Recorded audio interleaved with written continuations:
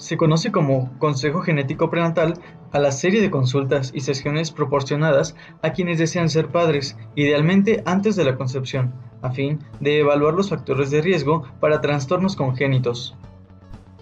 Por otra parte, según el libro Williams de obstetricia, es la disciplina que identifica afecciones estructurales o funcionales en el feto.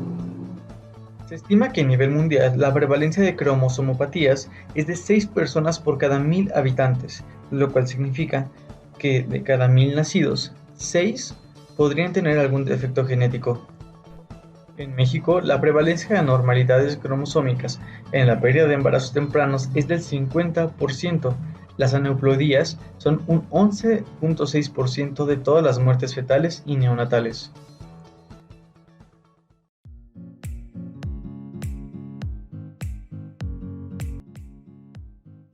Para definir un defecto congénito se refiere a cualquier anomalía estructural o funcional presente en el nacimiento. Un trastorno genético es una anormalidad causada por un cambio o mutación en el genoma que a menudo tiene consecuencias médicas. La etiología de los defectos congénitos surgen de 3 formas: por malformación, deformación o alteración. Las causas de las anomalías congénitas son de tipo genéticas y no genéticas. Dentro de las genéticas podemos incluir los trastornos cromosómicos, los trastornos genéticos únicos de tipo autosómico dominante, autosómico recesivo y trastornos ligados al cromosoma X, y dentro de las etiologías teratogénicas no genéticas podemos incluir las enfermedades maternas, las drogas, los agentes químicos y las infecciones durante el periodo prenatal. Atención prenatal. La atención prenatal debe iniciarse en el primer trimestre del embarazo, idealmente a la 10ª semana de la gestación. Los componentes de la visita prenatal inicial son historia clínica, examen físico completo y estudios de laboratorio, que nos ayudarán a identificar a mujeres embarazadas con mayor riesgo de complicaciones médicas del embarazo o de anormalidades fetales. Historia clínica.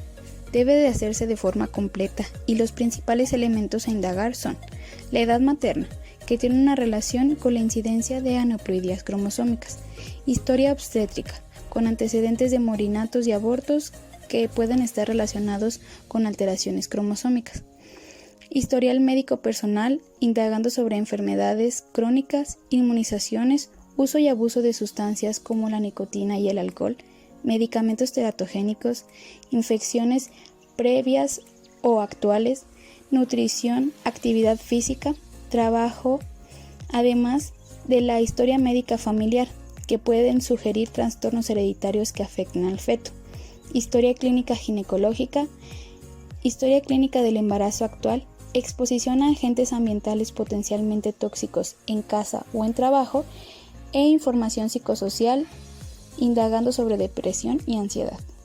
Para la exploración física nos vamos a enfocar en 4 pilares principales.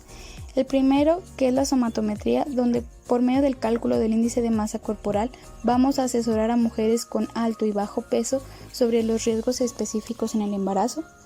La toma de presión sanguínea para documentar si la paciente tiene una hipertensión crónica preexistente y poder hacer un correcto diagnóstico diferencial si llega a presentar preeclampsia.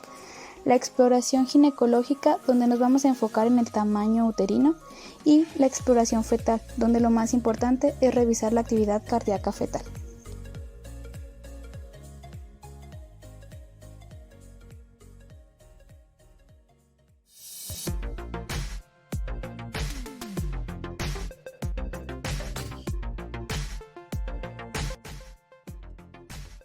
Bases del diagnóstico.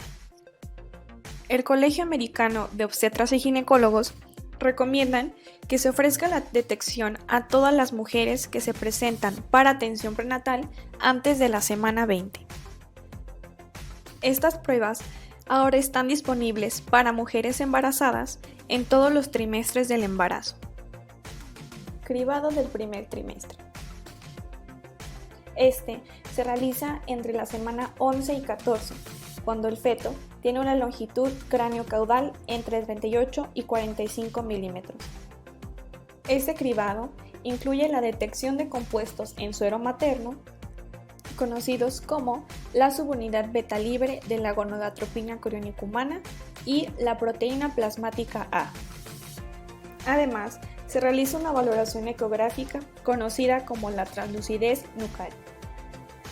Este es un espacio nucal translúcido en el cuello fetal posterior que se observa ecográficamente en un plano medio sagital. El riesgo de aneuploidía incrementa conforme aumenta la translucidez nucal. Cribado del segundo trimestre. Este se realiza entre la semana 15 y 22. Está indicada cuando la prueba de detección del primer trimestre no se encuentra disponible o cuando la mujer embarazada se presenta atención médica posterior al primer trimestre. Esta prueba consiste en la medición de 4 analitos del suero materno, la alfa-fetoproteína sérica materna, la subunidad beta libre de la gonadotropina coriónica humana, el estradiol no conjugado y un cuarto marcador conocido como la inhibina alfa-dimérica. En conjunto, forma la llamada prueba cuádruple. Evaluación combinada del primer y segundo trimestre. Dentro de la evaluación combinada, se puede elegir entre un cribado integrado, secuencial y contingente.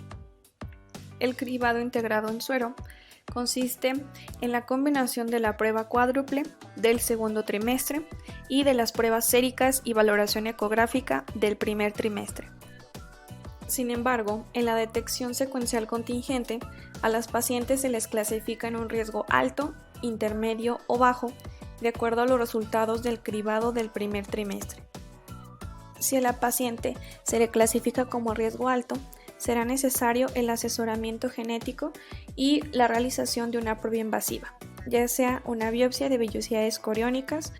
Es un procedimiento que se debe realizar preferentemente entre la semana 11 y 13 de gestación y que consiste en la obtención de vellosidades coriales para su estudio citogenético. Sin embargo, la amniocentesis es el procedimiento diagnóstico que consiste en la obtención de líquido amniótico por punción transabdominal y que se debe realizar preferentemente entre la semana 16 y 18. También existe la ecografía, la cual nos va a permitir identificar entre el primer y segundo trimestre anomalías estructurales conocidos como marcadores suaves. Estos marcadores suaves incluyen aumento de la translucencia nucal, ausencia o hipoplasia de hueso nasal, intestino ecogénico, pielectasia, huesos largos acortados como húmero o fémur, foco cardíaco ecogénico y quistes del plexo coroideo.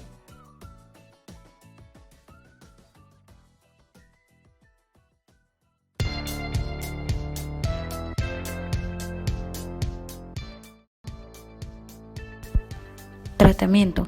Es importante comprender que no nos debemos de conformar con la detección prenatal y la prevención secundaria de interrumpir el embarazo, sino que se debe tender a prevenirlos mediante la aplicación de medidas de prevención primaria, tendente a evitar que el desarrollo perinatal se altere, para lo cual es preciso investigar las causas por las que se producen los defectos congénitos. Para ello, se debe obtener la máxima información no solo de los casos que llegan a nacer, sino también de los casos afectados que son productos de una interrupción de la gestación. Existen anomalías fetales que son incompatibles con la vida, donde el embarazo se tiene que interrumpir. Te diremos cuáles son: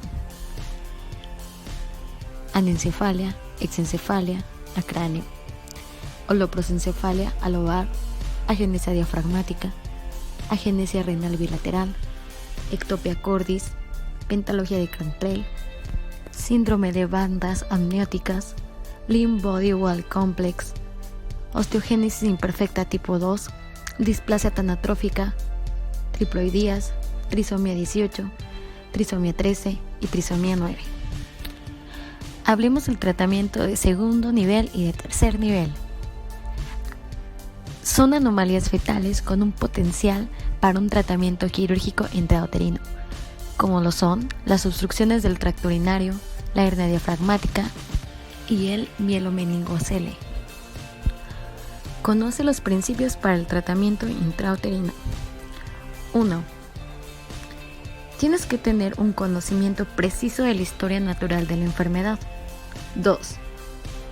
La condición debe ser determinante como para inferir con el desarrollo normal y causar la muerte o la morbilidad severa. 3. El tratamiento debe ser capaz de mejorar la historia natural de la enfermedad. 4. Deben excluirse otras anomalías fetales. 5. Debe contarse con pruebas pronósticas confiables para identificar correctamente aquellos fetos que se beneficiarían con el procedimiento. 6. Los beneficios para el feto deben de superar los riesgos para la madre y el mismo feto. 7. Los padres deben de ser aconsejados e informados. 8. El seguimiento postnatal es esencial. Hablemos de la cirugía fetal abierta. Esta supone muchos riesgos fetales. Se puede utilizar en malformación adenomatoidea quística, en el secuestro pulmonar extralobar, en el teratoma sacroexigio y en la espina bífida. Cirugía fetoscópica, ¿para qué se utiliza? Esta tiene la utilización de endoscopios. Hay menores riesgos que la cirugía abierta. Puedes utilizarla en transfusión entre gemelos, en liberación de bandas amnióticas y en la obstrucción congénita de vía respiratoria superior. Procedimientos percutáneos, como la derivación. ¿En qué se puede utilizar? En válvulas uretrales posteriores y en derrame pleural. Ablación con radiofrecuencia. ¿Este para qué nos sirve? Nos sirve en el corioangioma, en los gemelos monocoriónicos con anomalías muy graves. ¿Sabías que también puede hacerse procedimientos con láser? Bueno, estas nos ayudan al tratamiento para valvuloplastías aórticas y también para septostomía auricular. Hablemos de tratamiento extrauterino durante el parto. Este lo podemos utilizar en las siguientes: cuando hay una obstrucción congénita de las vías respiratorias, cuando hay micrognatia grave, cuando hay una tumoración torácica o mediastínica o cuando hay una hernia diafragmática completa.